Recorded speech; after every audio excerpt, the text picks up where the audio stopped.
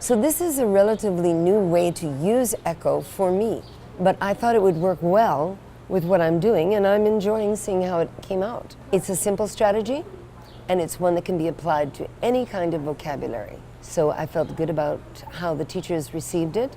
I've been enjoying to see how the students are working with it, and I think it's one worth continuing to implement and refine. So let's try the echo strategy using those, okay? So what I'm going to ask you to do is choose one you like, leadership or responsibility. Now, thinking of creativity and our various elements of the dance, make up your own one. Like if I was going to do leadership, I might go alaka'i, leadership, and then you'll copy it. So each one of you choose one word that you want to lead for the rest of us, okay? What would you like to lead, Brenda? Kokua. Kokua, to help, okay? And what do you want to do, Christina? Pono. Pono, to be righteous, to have integrity. And which one would you like to do? I'll do Kuliana. Kuliana, responsibility. And Janet, what would you like to do? Mana. Mana, spiritual power.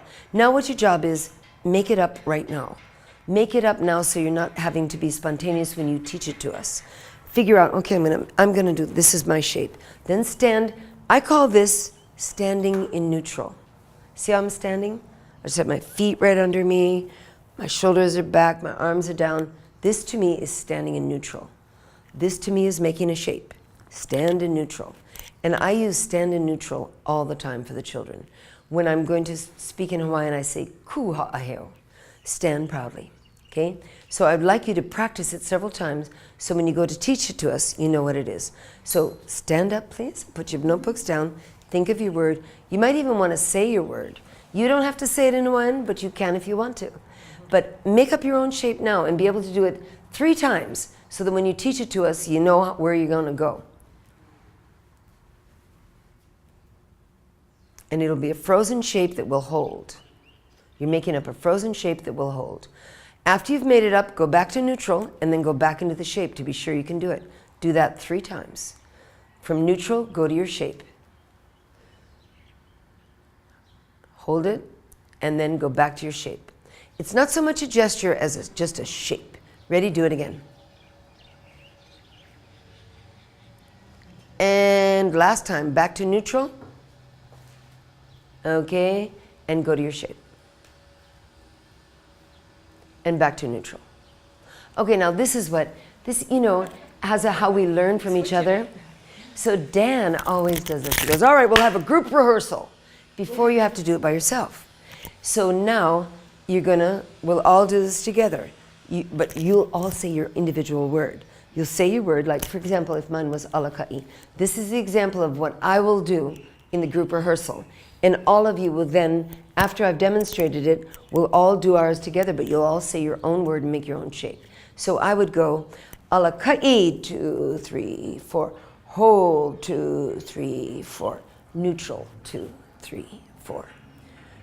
Now watch again, I'm going to do it again. I'm going to make my shape for 4 counts, hold it for 5, 6, 7, 8, and then say back to neutral, 2, 3, 4. Watch again. Alaka'i, 2, 3, 4. Hold, 2, 3, 4. And actually now, I'm not going to say back to neutral because I'm going to watch you all do it in the actual process, right? So right now, all we're going to practice is you say your word, you go to it, you hold it for 4 counts, and then you stand as though you're watching the rest of us do what you created. Are you ready for the group rehearsal? Okay, ready everybody? Your own word and your own shape, go. Alaka'i, 2, 3, 4. Hold, 2, 3, 4. And back. Okay, so come on over here. And let's do this. I'll go first. I'll do my alaka'i. And then you watch me for the 8 counts. And then you'll do it. Then we'll come back to neutral and then we'll pass the torch. Okay? Here I go. Alaka'i, 2, 3, 4. Hold your turn. Go. Alaka'i, 2, 3, 4. Hold, 2, 3, and neutral. Good job. All right, now Brenda's turn to lead. We all watch her for the 8 counts. Ready? Go. Kokua. 2, 3, 4. Hold, 2. Our turn. Kokua, 2, 3, 4. hold, 2, 3, 4. That was so excellent. Now, may I just make a comment now? Is that if you were leading this and you wanted to do several words, you would want to come back to neutral so that you were ready to do your next word. Coming back to neutral would also help you in another way. Do you have a thought why you would want to come back to neutral and look at everybody? The children have to remember what you did. So they're not like looking at you doing it and then they have to watch when you do it at the beginning. Yes, it makes them, for one thing, oppo, which is it encourages them to know they have an opportunity to observe. That's their kuleana at that moment. They're supposed to look at it carefully and know what it is so they can do it. Now also, if you come back to neutral and you watch your students, you can assess them. You can see, oh, that one fooling around. Oh, that one's so perfect. That one needs some help. You can see where the strengths and weaknesses are and how you may even want to add some comments like, Freddie, or, wow, Janine, that was so accurate. And you might even want to take a moment and go, everyone, Janine observed every detail of what I did. Her knees were the exact same, everything. And that is what we're going for. You're telling them what your goal is. You want them to observe all the details of the shape. And you may even use some of this vocab. She had the exact level. Her knee was pointing forward, just like mine. Some of you folks, your knee was pointing to the side, but mine was pointing forward. So you can reinforce this vocabulary. And in other topics that we teach them, we're after the details, right? We don't want just the blat of one small fact. We want to know details. So in this work, also, we're looking for details. Do they have the level? Do they have the directions? Are they using the correct body part? And then focus. Are they really? Because when Brenda demonstrated her shape, she was focused on what she was doing. She wasn't looking at the ceiling or laughing at someone else. She was focused. So you can bring all those things into it when you step back and watch them. Can I try again and practice watching in neutral? Yes, definitely. Let's do it. Okay, thanks.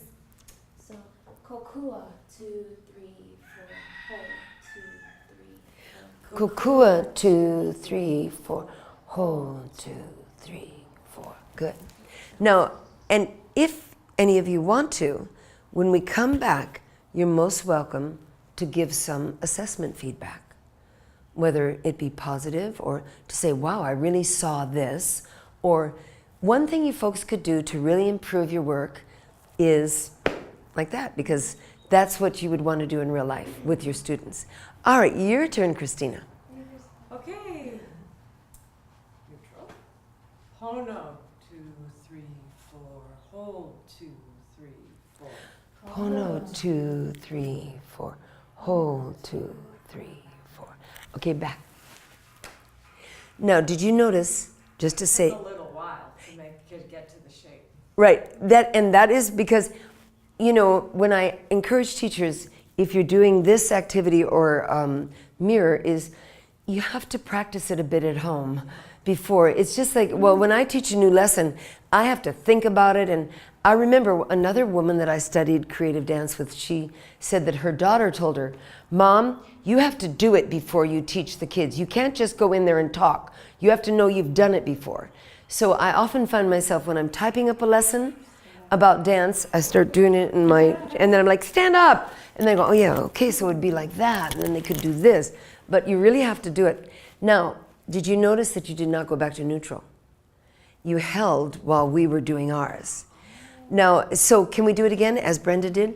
Just to give you that sense that when you pull back, because for me, I love to dance. So if I'm working with my kids and I'm dancing away, I start to get more involved with my own work.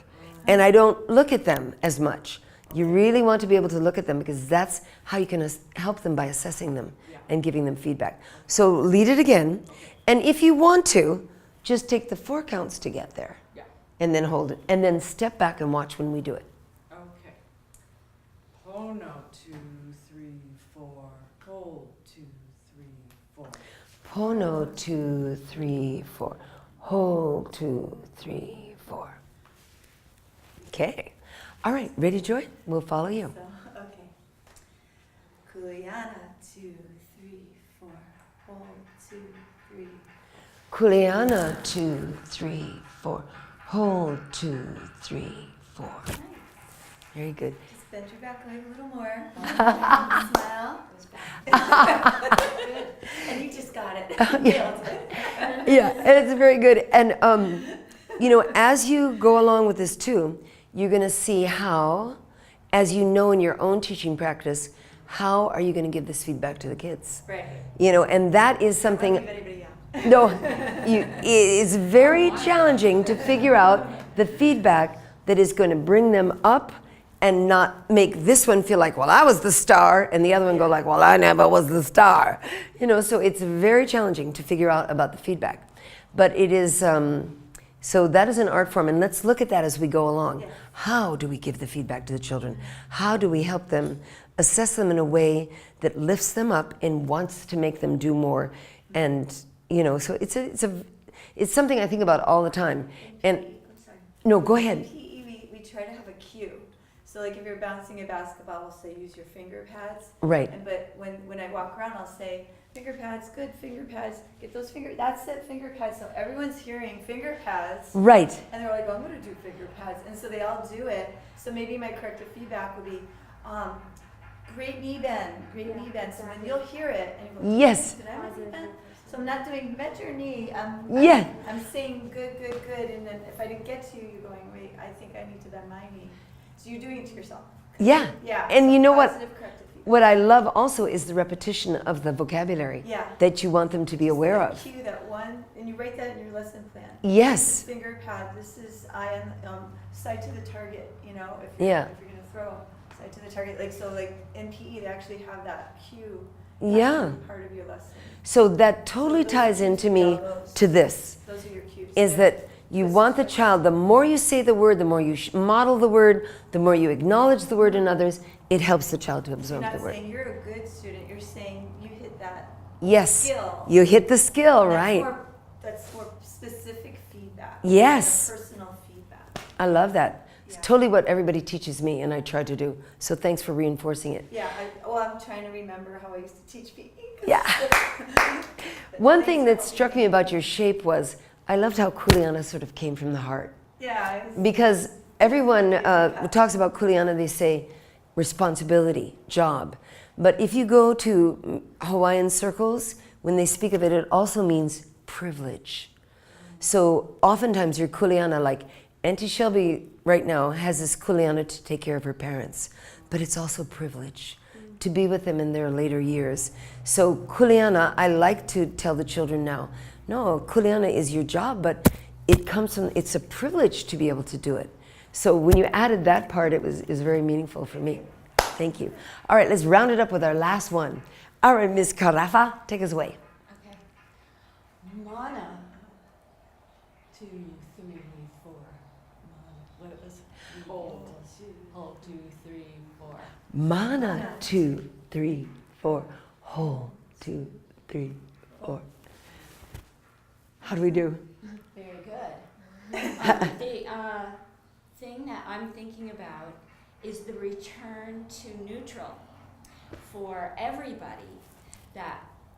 Because you're here and you're focusing mana, whatever it is, and then I have to return and refocus on you. And so actually 4 counts is as important to focus on as the going into it. I love that. And also, yes, to also bring up the thought, the emotion as much as the position. Yes. So that would be second. And you know what that makes me think of when you say that is transitions. Because often in school, transitions are a shaky area. When you move from, you're working on your math, now we're going to the computer. Put the math away, push the get over here and go. A transition can be where you totally lose the children and they're all and poking and whatever, or it can be smooth and graceful and with intention. So anytime I have an opportunity to talk about transitions or work with transitions with students, I think it's beneficial. Because, and even in our own adult lives, we know that change is one of the things that just throws us off, right? So transition is change. And the more intention and thoughtfulness we can bring to it, the more graceful we can be the way you model. Should we try it again?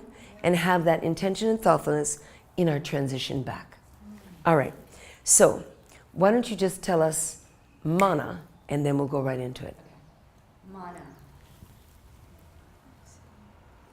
4, hold, 2, 3, 4, back, 2, 3, 4. Yeah, that's nice. Yeah. Saying, Yeah, very nice. Thank you so much. Wow, lots of great input. Thank you all very, very much.